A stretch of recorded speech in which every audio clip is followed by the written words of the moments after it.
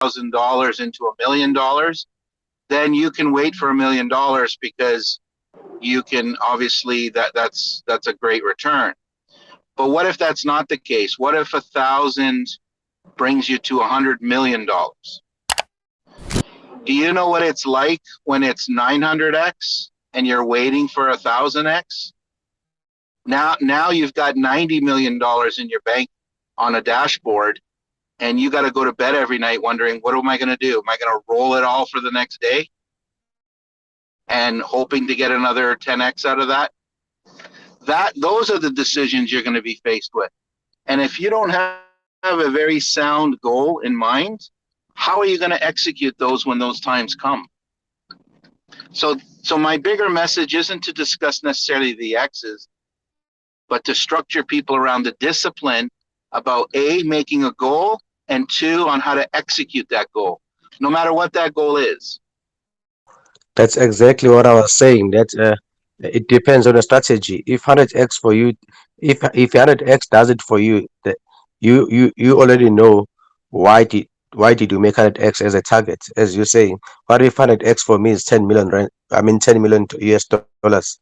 So for me that would be enough. But for someone probably who sacrificed $100, 100x might not necessarily be enough for them. So obviously they would hope for 1,000 or a 10,000x. So we shouldn't be saying that everyone must hold until a 10,000x, because all of us here have got a different strategies for if it meets this target, I'm pulling off so much. If it meets this target, I'm pulling off so much. It depends on individuals basically. Yep, yep. Also, Just so crypto. just to put it in perspective, to kind of further illustrate kind of what I'm talking about here. So real life situation and facts. Most Hexicans that were in it from the long haul from day one, today, if they invested, probably would have experienced somewhere in the neighborhood of several hundred X to 1,000X returns, and probably have a few $1,000,000 on their dashboard. And that's great. But they did not invest $100,000 to get that $1,000 return. They were investing $5,000 or less, and then they got those $1,000,000 returns. Today, those same Hexicans are parlaying their winnings in Hex, and they're not making investments into Pulse and Pulsechain at $5,000. They're investing $500,000. Okay, the same guys. Those guys do not need 1,000x anymore.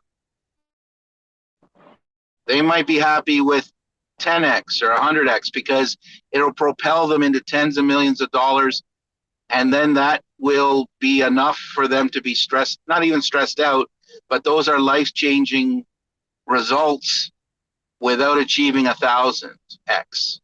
So my point is that those same people will not be waiting for their 1,000 or 10,000x. The guy who is investing $1,000, yes, he's going to obviously want the 1,000 and 10,000, and it's easier to wait for that. So you're going to see a lot of people selling at much lower rates simply because they've reached these multi-million-dollar numbers, irrespective of the amount of X's that they make. Great. I was just saying on a side note when I said about the 1,000x, and because it's just a mindset, what I was thinking of earlier today. But and also you can add to the equation that if they're yield farming, like they got the Pulsex, and it's not yield farming, they're farming, um, that 100x might come a lot sooner because they were making 60%. For example, in the 2 years, they kept on moving their bag, kept on making 60%. So 2 years passed, and they actually reached the price is only, say, for example, 150x, but their dollar value is at that 200x, and they're happy to sell. So it might come sooner than they think as well in dollar value.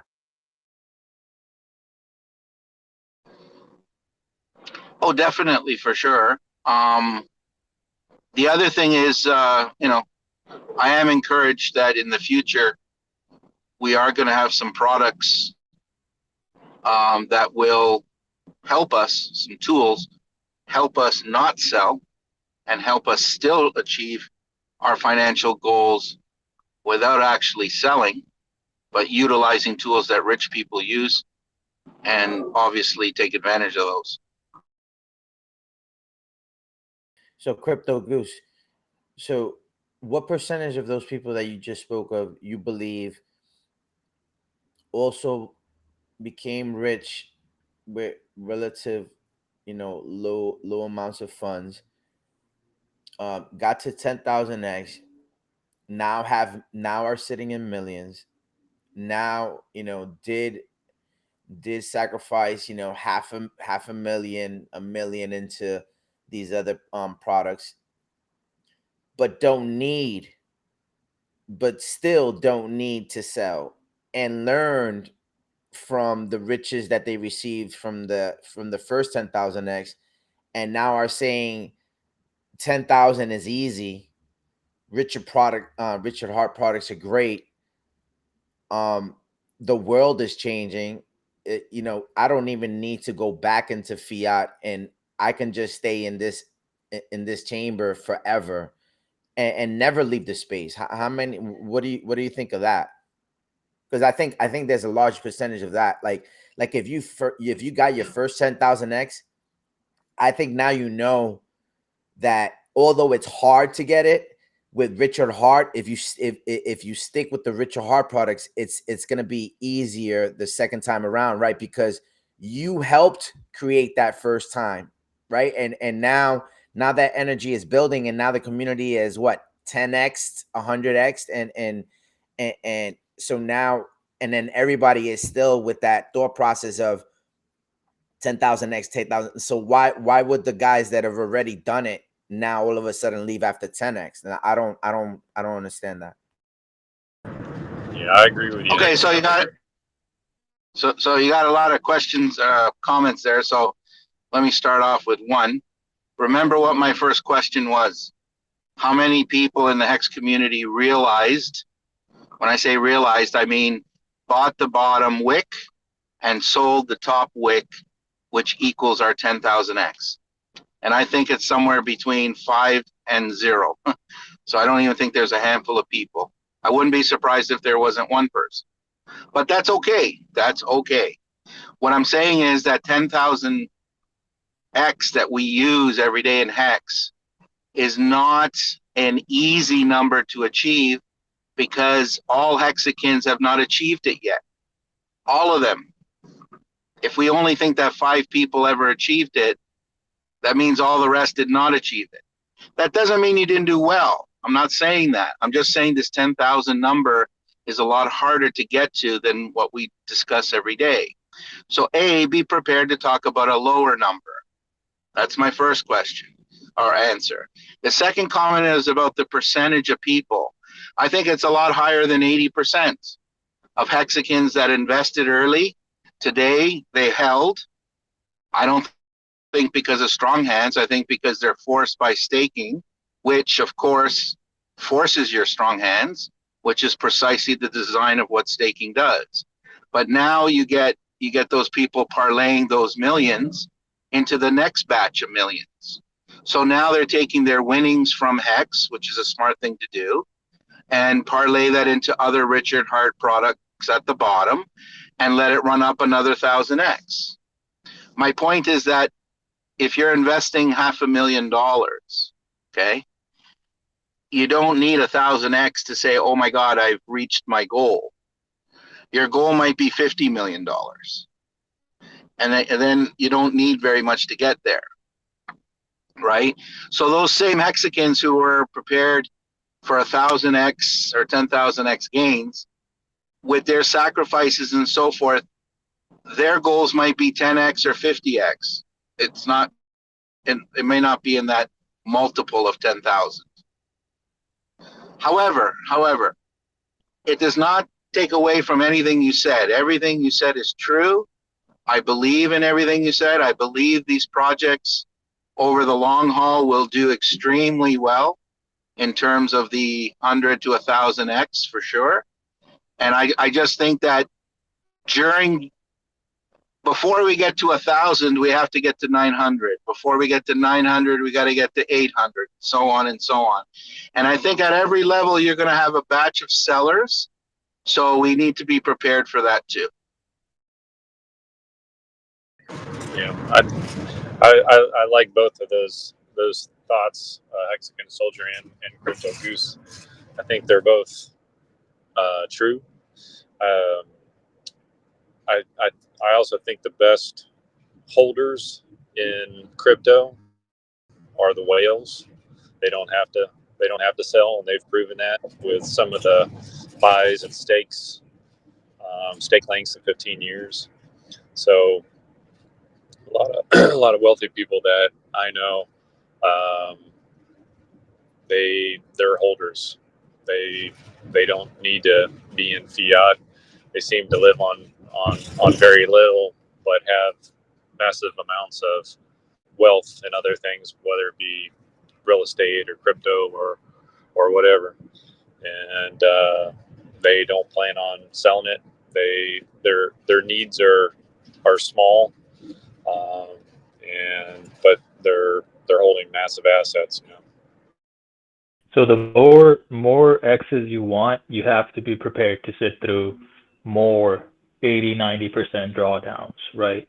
So the first 10X, you may not have to sit through a dip. You might, but the chances are lower. And if you were looking for 1,000X, there's going to be many drawdowns that you need to be prepared for, which we had in Hex. I think we had 6 or 7, close to 80% dips. So the higher X's, the more dips. Absolutely. And just a thought experiment so you guys can run through this. And maybe some of you had to go through this roller coaster in the last 6 to 8 months. But let's say you did wonderfully well, and at your bags when it was at the all-time high was at 40 cents. You had $10 million banked, on your dashboard. $10 million worth of Hex. Fantastic. Wow, that's amazing. And every night you got to go to bed knowing that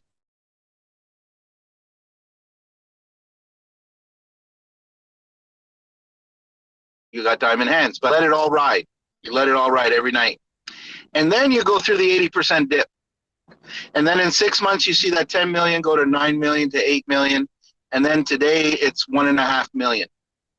Now, 1.5 million is an excellent return, but you're obviously not selling now. And that's probably an amazing return. Maybe not generational wealth. Okay, it's not 10 million, but you just saw it go down 80%, and you had to go through all those emotions for the last 6 months. Do you think that is easy? I'm sorry. Can you go through the numbers one more time? I'm so sorry. Okay, I'm just using a thought experiment of a Hexagon who has realized their thousands, let's say X, and it doesn't matter if it's 1,000, doesn't even matter what X. They have a $10 million bag that they have to now make a decision what to do with it. Sell part of it, sell none of it. Why would they sell it when we're going to have another 1,000X coming in the future? We've got a copy coming. All these things got to go through your head. And every night you go to bed thinking, what am I going to do with this 10 million on my dashboard? And that is a real decision everyone has to make. And then you know what happens? It starts to go down. And it goes down 80%. And you watch your dashboard go from 10 to 9 million to 8 million down to 1.5 million. Okay. Now you've just squandered away your legacy potential, and you got to do that all over again. Do you think that roller coaster ride in your stomach for 6 months is an easy one when you're at 10 million? I don't think so. And the other thing is, because the reality is everybody's telling you to hold because you're going to make $100 million in 2 years from now. But do you think that ride is easy when you've got that dashboard? So that's the reality of we're talking about when we talk about diamond hands. When your bags get to a point that you're going to have to tell your wife that, yeah, we're going to let all this roll for the next 2 months. We're not going to touch it. That is tough. That is really, really tough. Yeah, it really depends on how much fiat you're holding and what your you know your living expenses are and those things, and But some people are perfectly okay with that. that's why I premise this whole discussion with the importance of having a goal, because your goal might not be, it's obviously, I given you a thought experiment, and the answer is not selling 10 million. That's not going to be the answer. But you might want to draw down some of it, and you might not wait until you get to 10 million to draw some of it down in order to execute your goals. So what is most important is you need to establish the goals that are important to you and your family, both short-term and long-term, and then develop the strategies to execute those goals. Yeah, I agree with you, Crypto Goose. That's a good point. Yeah, I also thought that was a fantastic point. Sorry, I was just listening there. I thought that was a fantastic point. And with Hex, I think what helps with Hex is at least we can create stakes, and that helps people through those times that they always have something coming up. So if there's a peak coming up and the price is peaking, that at least they can cash out. So you can kind of create a plan with a staking ladder. But in Pulse as well, we'll have to, I guess, emphasize to people that they do need to have a plan. They do need to have a time frame. Selling on the way up, or cashing out a little bit as you go. It's the hardest thing to do. I think a lot of people in 2017, when the Bitcoin price was peaking and everyone was saying, keep holding Bitcoin, it's going to 100K, and no one could pull the trigger, no one could sell. And then, of course, they had to sit through 3 or 4 years of a bear market, because they had no plan made for selling on the way up or taking some profit. So yeah, it's a great. Yeah, It's a very important point to emphasize. I am a firm believer in 1,000 to 10,000x for Pulse. I don't think there's any other crypto that gets me as intrigued as that to date. Okay, I'm a firm believer in that, and I put my money behind that. Okay, so here's a thought experiment. All these hexagons that are out there now, for them to sacrifice $100,000, it's a lot of money. It's a huge amount. But for a lot of those guys, it just represents part of their hex bag. Okay. Now let's multiply that times 10,000. You're talking about $1 billion. A billion with a B. How do you think they're going to roll over? How do you think they're going to get to 10,000 when their bag is at 500 million? Do you think they're going to risk another 500 million to get an extra 500 million? So that's my point. That exactly. So my point is that there's going to be a lot of people, not I'm just saying that the 10,000x is a great number, but there'll be a lot of people who don't necessarily are going to be waiting for the 10,000 because they probably can't. How are you going to let $500,000 go just to make another 500 million? To add on that, uh, I remember Also, a lot of these this guy. hexagons in the early days when they were putting the $1,000 and the $5,000 in, they were normal, everyday guys like us. I'm pretty certain that in 2 years' time, in 3 years' time, I'm not going to be chomping at the bit for £500 million. I'll be more than happy to be able to stick a percentage of my money in my bank or elsewhere and let the rest just ride. And I'm sure they'll still have a sense of their feet on the ground, and they'll be quite happy to take profits, maybe put some money back into Hex, leave some back in the project. It's going to be an interesting time. And then just to add on what you said, Crypto Goose, with regards to targets, I remember when when last year SHIB was mooning. There's a guy who puts 100K, and then his target was 1 million, and then immediately when when SHIB did a 10x, he withdrew his 10 million. I mean his 1 million US dollars, and then he was out. That was his target. 100K for 1 million finish. So you have to have your own targets basically. Right, and it doesn't always have to be like all or nothing, right? I mean, like the gentleman just said, taking a percentage of that, withdrawing and letting some of it ride. Everybody has their own, like you said, targets and strategy behind that, but it doesn't have to be all, sell it all or keep it all. You can kind of, take some of a portion of your earnings if you hit these targets that you set for yourself, and let the rest ride. Yeah, it's a lot easier to ride the drawdowns too, right? If you took enough to where you're not. It's psychologically it helps. Let's say 50. Let's say you have a target 50x or whatever, it's 40x. I'm gonna take like 10%, 5% off, and then even if it goes down, you're not like freaking out that you missed the top, or what if it never goes back up. Like Crypto Goose, you think Pulsex got 1,000x leg in it? I think both of them have, and I think both of them will. I'm a firm believer in that. I don't know the time frame. I think we'll have to go through many, just by sheer market dynamics to get to those numbers. You're going to have levels that you're going to be selling off, and that's important to sell off those people.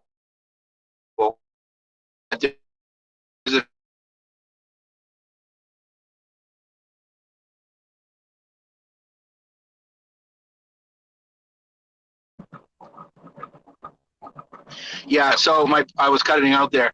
So yeah, my point is, I think we'll see those numbers in both Pulsex and Pulse, and yeah, just have in order for you to do well in those cases, you have to be objective about your investment, which is very, very hard to do because we're all so passionate about our money. Yeah. So Don't be greedy. so you saying so Crypto Goose, you very confident with Pulse doing the numbers you said, but you wasn't too sure about Pulsex. So what is it that you have with Pulse that you can be so confident like that? I have confidence in both, but Pulse is something for me anyway that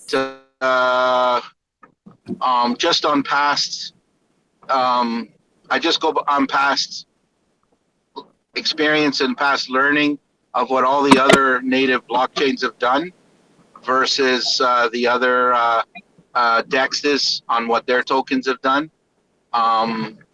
I just see Pulse being unstoppable. It's like picking between two supercars. Both of them are going to do really well. I just think Pulse is an unstoppable force. Crypto Goose.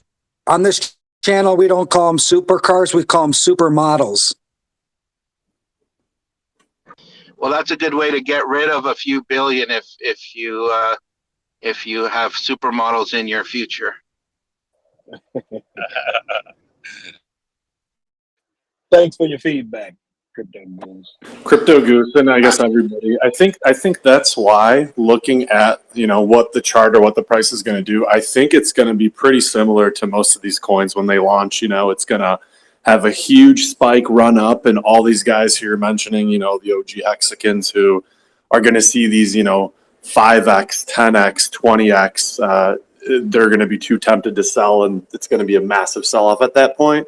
We're going to then ride out traditionally, whatever time period it takes, and then start rallying back up, which I know a lot of people said we might be in a different position than what we've seen with other projects, but I think this kind of validates, or at least puts another point on the table for it to be pretty similar to other launches that have, an ICO type of approach to it with vested schedules and all of that stuff. Yeah, Crypto Goose, I love your thought experiments. I think those are very important to have, and I see Pulse doing extremely well. And like you said, it's so important that there are people that sell that reach their financial goals, because that allows new buyers in. That sets a new price target that for that next individual who's not going to sell below what they bought it for, and who will hold it to their goals. So I think it's important to have all these different thought experiments and set goals ourselves. Yeah, I'd like to add one more thing to that. Thank you very much. Just for the new people in the room, when we got into Hex, we believed in the product. It was a beautiful product, and many of us never really seen anything like that before. And so Richard Hart built something that was surely needed. And even though we believed in the product, the idea of 1,000x or 10,000x was still this unicorn, this kind of thing like, yeah, maybe one day, okay, maybe, maybe one day, whatever. But we never really believed it. Like, we believed it, but we didn't believe it. As long as we do good, that's cool. But today, every single one of those guys, including myself, have a totally different feeling and attitude towards Pulse and PulseX and these other ecosystem. We are actually assured that we're going to make it, that we're going to do these numbers. So it's a very different attitude this time around. Crypto Goose, you remember when Richard Hart said, when he first made the statement, he believes Hex could do 10,000x, and everyone was like, "Oh my gosh, that's unbelievable." But when you see Bitcoin has done a 69,000x, then you realize that a 10,000 is certainly possible. So Bitcoin did like 6.9 million x. Yeah, correct. I'm sorry, correct. But yeah, it makes you realize that like Richard said, it's a pump for ants. It's like he believes Pulse could certainly exceed a 10,000x or surpass Hex. But anything's possible. But I like to share the mindset though with you. Like, today, when we talk about a new project and we're willing to take a risk, let's say today in today's marketplace, is very different than in 2019 when Hex was being created and being promoted as this kind of 10,000x, because all of us were just coming off the crypto winter of getting wrecked, and all of us saw our bags, no matter what coin we were in, drop 95%. And if it wasn't 95%, then you were between 80 and 95%. And many of us started to learn the definition of what capitulation meant. It's like, don't ever talk to me about crypto again. I don't want to hear it. And so the idea to also not only create a coin, but to then say it's going to do 10,000x, boy, oh boy, we had to really dig deep down to say, yep, we're behind you. We can do it. So it was a bit tougher back then to go through the FUD. Not even in the community. I mean, the whole crypto community was against us. But in those days, even the people within our chat rooms were not believers. And we had a lot of FUD within our community. So we had to go through that. We had to go through the unicorn. We had to go through lots of things. So today we're much stronger. And I don't see a 1,000 to 10,000 being any issue.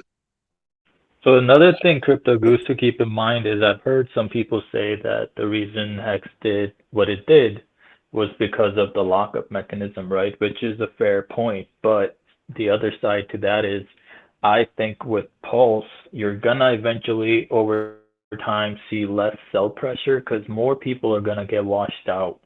right, quicker, because they're not gonna, there's no forced holding, right?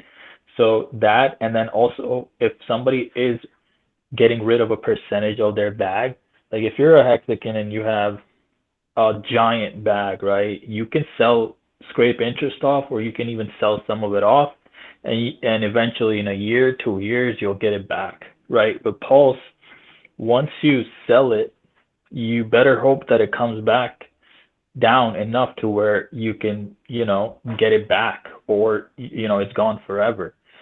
So I think that's definitely in favor of Pulse as far as less sell pressure over time, and the fact that it's deflationary, not inflationary like Hex. And can I just add to that? It also depends on how quickly user behavior will change with Pulse. We know that we saw user behavior changing with Hex. People incentivized to hold, setting goals, setting dates for the future for their stakes, receiving interest, and there's the penalties. It had a psychological impact. People started thinking long term, right? And then you have that effect that there's no avalanche sell-off. An avalanche where there's a bear market and everyone wants to sell, but with Hex, people were locked, so you didn't have that kind of sell-off, even though it still dropped 80%. In terms of users, I think there weren't that many people selling because they couldn't; they were all locked up. Whereas with Pulse, if there's a bear market, like I still think Pulse can do 1,000x or whatever, but it's the time frame, because you'll still have that effect with all these new users. They're going to, will there be avalanche sell-offs? Will they all just panic sell if it goes down a bit? Because these, they have their behavior is still, the same as if they're holding any other crypto for a lot of people that have come in, bar the Hexagon. Yeah, but So in that case, we've got yeah, that's very true. That's very true. But there's one thing we're not thinking about. I mean, this is where I get excited, is with the whole ecosystem that we're building out in Hex and other products and so forth, that we're building a way that we don't have to sell. We can use what we need to, but we can use the products. And when I say products, what I really mean is financial tools to their ultimum design. So imagine if you had Pulse, which appreciated, or Pulsex. Pulsex, you've got all these great farming tools and mechanics that the price alone can go up. But with Pulse, imagine if you had a chance to take advantage of the asset appreciation and then do what most rich people do, and that is extract value out of that asset increase through a collateralization, and then use that collateralized finance not to buy a Lambo, not to just do degen, but to take those funds, put them back into Hex, buy long-term stakes, short-term stakes, generate passive income, and then use passive income to just live your daily life. And now you have this cycle, this wonderful cycle where you've got the perfect asset that's appreciating. You collateralize that, use the funds to buy in another product like Hex that has a perfect generation of passive income. And now you're getting a monthly or biweekly paycheck to live your life without destroying anything, without selling anything. So my thought when kind of listening to that is that out of all of the holders of Hex, only 10% of the folks holding Hex actually stake it. So I think a lot of people hold it, but I think it's that's not. 10% of that's 10% of the coins, but that's not 10% of the population of users. I think the You said population of 10% of the users what? that are staking is like much higher, like 80, 90%. Yeah. You said what now? When you say 10% stake, so actually that's 10% of the coin stake, but not 10% of the population of users. I think the population of users that stake is probably closer to 90%. If you talk to people, most people are 100% staked. And that's what I'm saying, and that's what I'm saying. That's the clarity point, because I believe it's 10% of Hex is actually staked. Not and that so it could be 90% of of the population is staked, but that's still 90% of the coins are not staked, or 90% of the value of it is not staked. We talked about this about an hour and a half. We talked about this an hour and a half ago. Oh yeah, you got it. You were there at the Crypto Goose. No, okay, maybe I missed that, but I just wanted to say that of the 90%, 80 to 85% is owned by the OA. So, we have some confidence that they're locked, that they're not moving. So really, there's only of the pool, there's only a float of about 5% of X, maybe even less. Okay. So Benjamin, correct me. So so that I understand, because I'm still trying to understand that. So was I totally incorrect in that assumption? According to Wells Only, who actually pulled up every address, there is a large, overly proportion amount of hexagons that have not actually staked their hex, that are holding liquid X in their addresses currently right now. That's according to Wells Only, who pulled up all the addresses and all the stats and all the numbers and compared them to what liquid hex is out there. Okay. What percentage of hex did that represent? Crypto Goose, that one I do not recall. I do want to say that he did say over 67% were not staked. But that number is misleading. So you got to go with Gunther's numbers. Gunther, the accountant, did some analysis, and he has some very thorough numbers. And his numbers are very interesting because he really does a deep dive into the OA's numbers. And of the 90% of hex that's liquid, 85% is owned by the OA. So the other 5% could be correct that 65% of the 5% is liquid, but who cares? Correct. That number is not that high. But either way, you got to throw out the OA address, right? I mean, it's kind of irrelevant when you're crunching the numbers. So if there's 5% available and 60% of it is available, I mean, that's what you kind of got to go by. That's why I say that number. That's why I put that number there, because the OA's hex that is liquid, as far as I'm concerned, and through the consensus of the community, is that the OA is not going to sell or do anything with those coins. So they're in essence off the market. So according to Gunter, on the 23rd of February, 2.3% of the total supply was liquid. That was owned by the users. So that's in line with my 4 to 5%. That's the same magnitude. That is correct. That sounds about right, yeah. Everyone and has the had other reason why that number got even lower was because the Sacrafice removed another portion of hex from the whole supply, but it's still liquid. Exactly. So we had this massive amount of hex sacrificed, didn't get staked, given to the OA, but not given to the OA, kind of.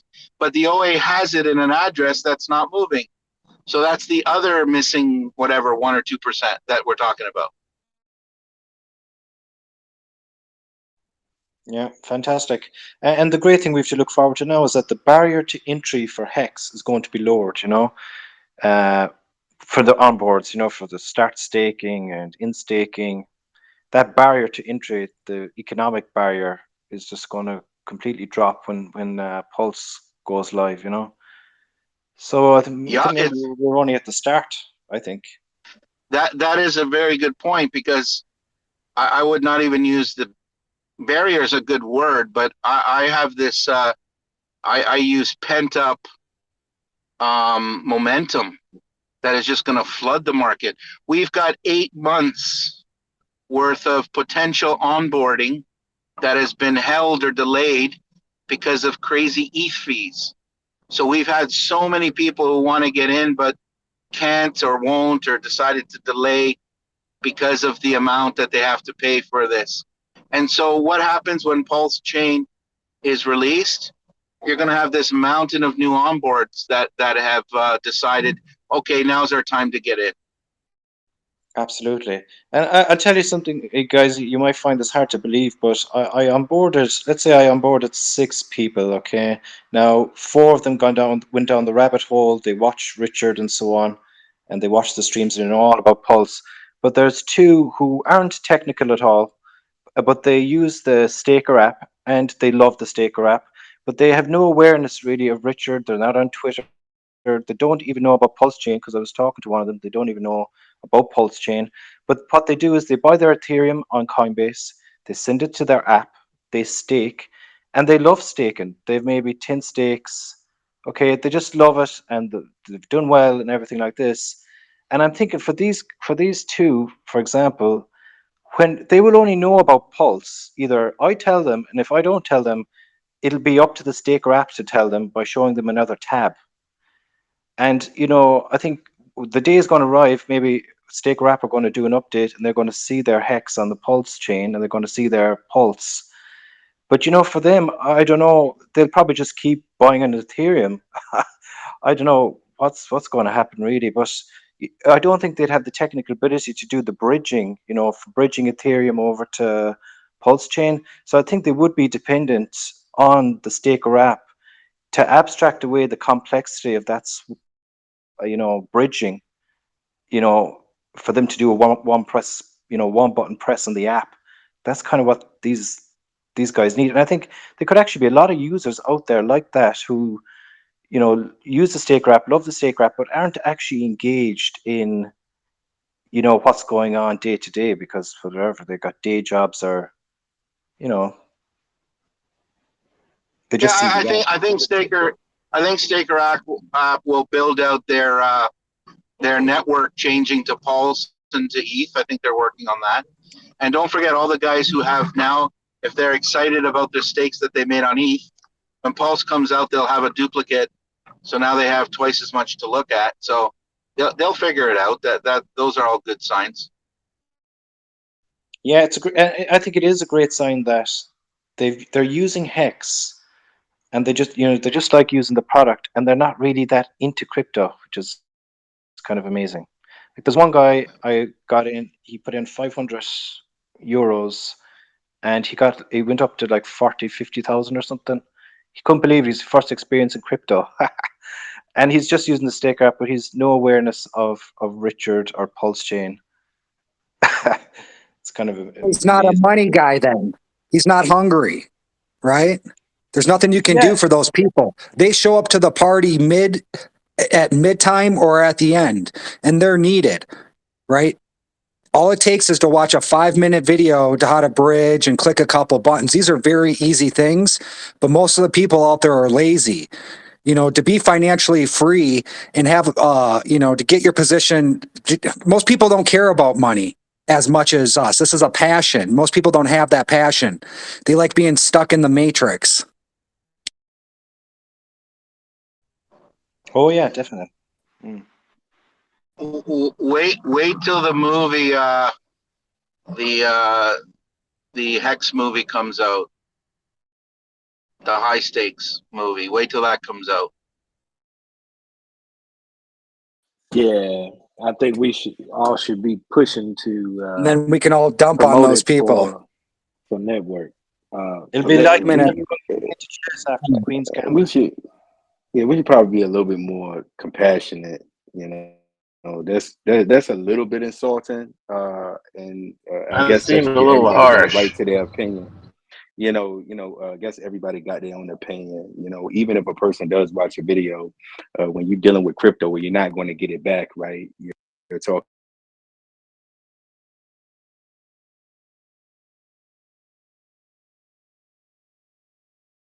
For the people on the chat that probably don't know how to work the bridge.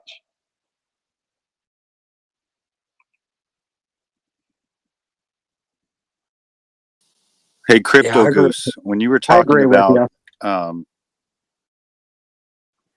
you were talking earlier, I know you do, Benjamin. I'm just saying, just a friendly reminder, man. We all just, we love each other. So, I know that you can accept that, and we can still be cool.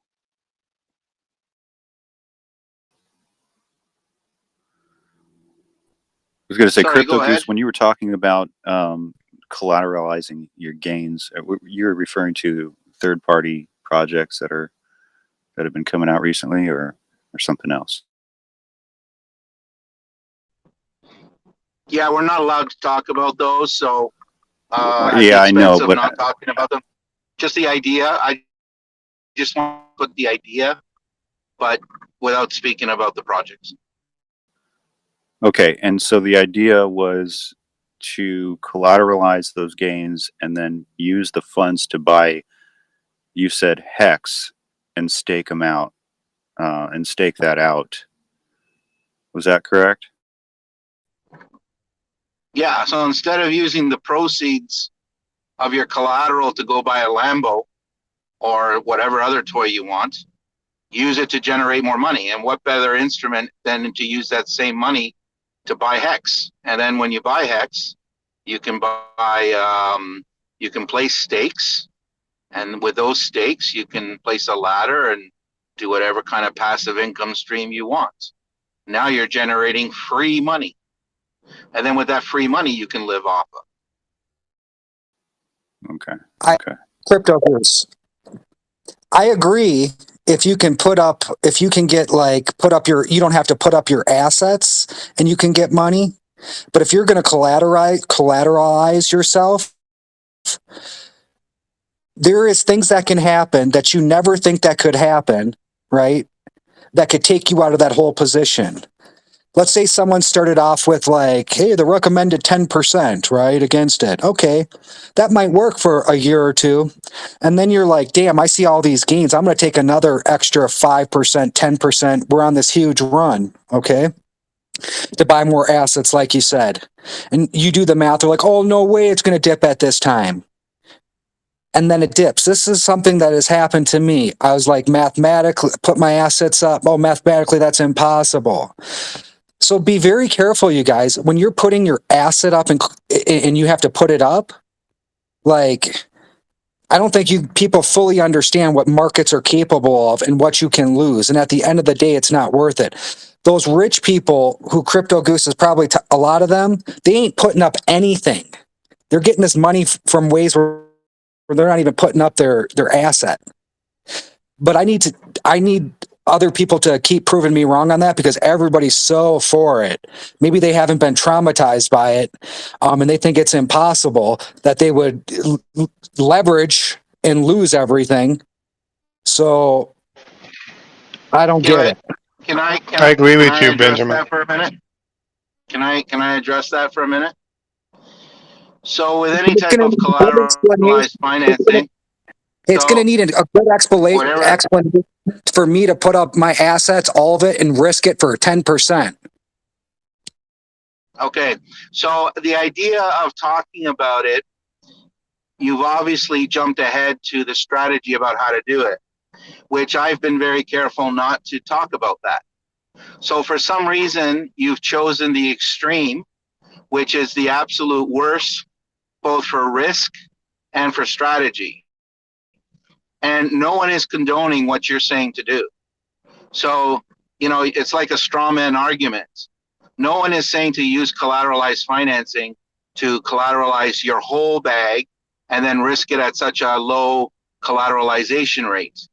No one is saying to do that. Exactly.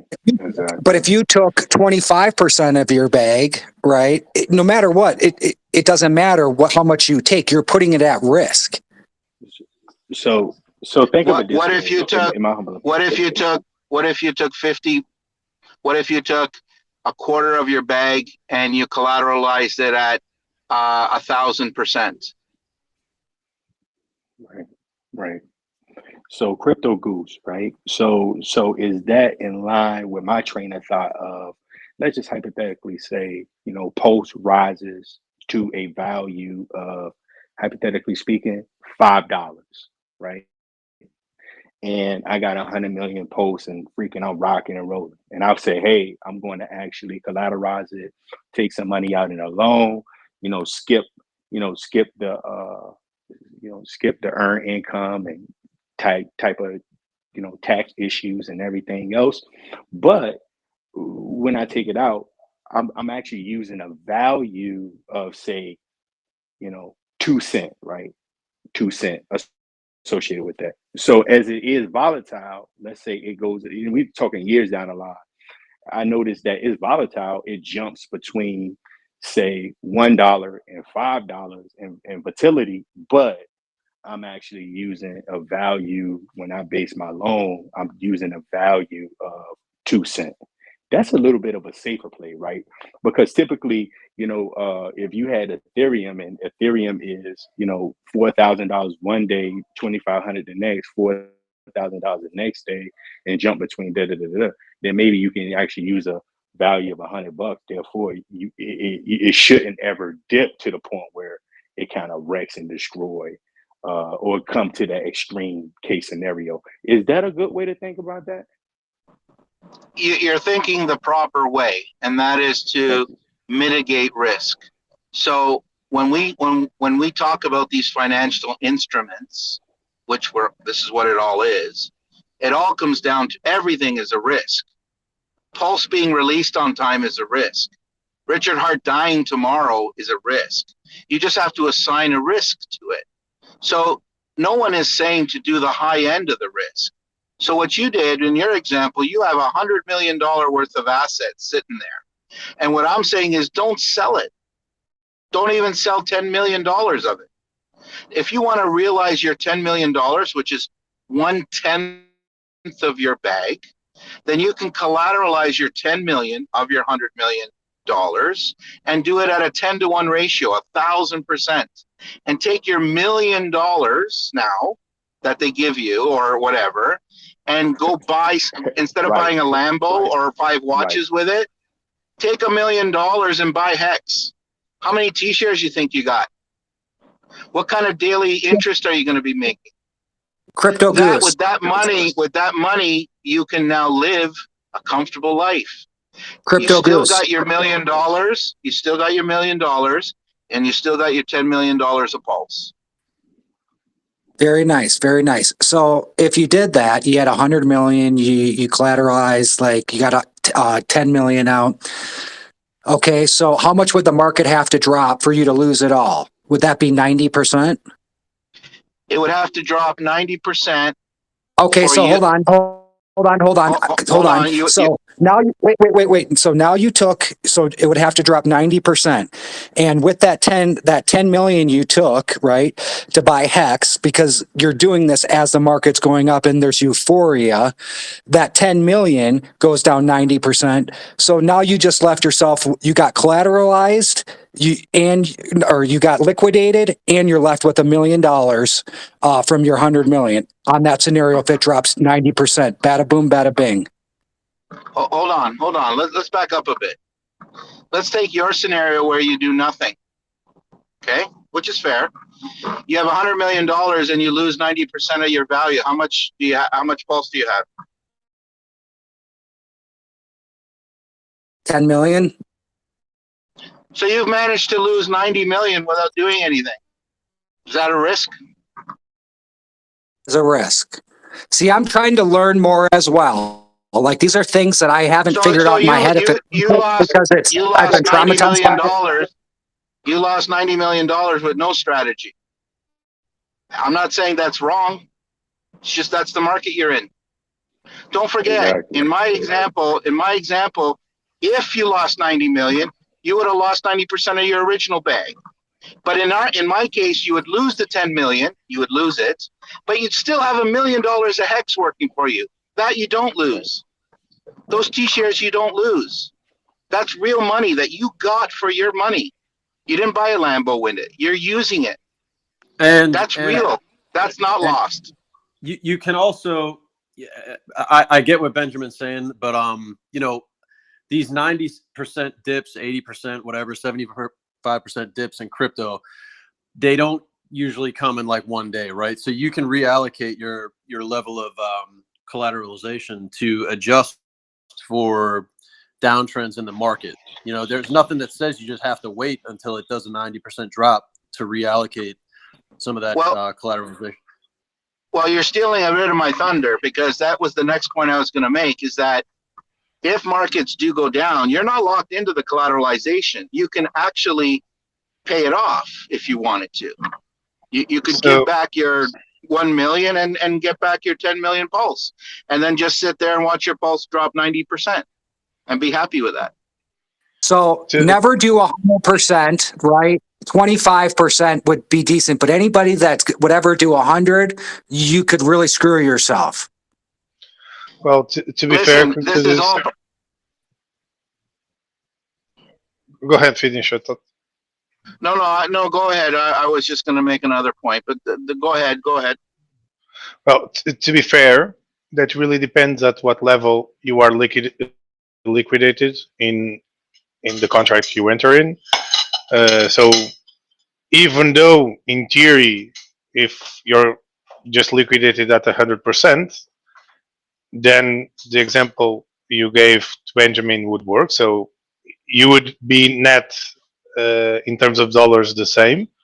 But if the liquidation is triggered above 100%, which is almost every time, then you have, yes, a small loss or a big loss, depending on the liquidation level at the triggering event versus not collateralizing.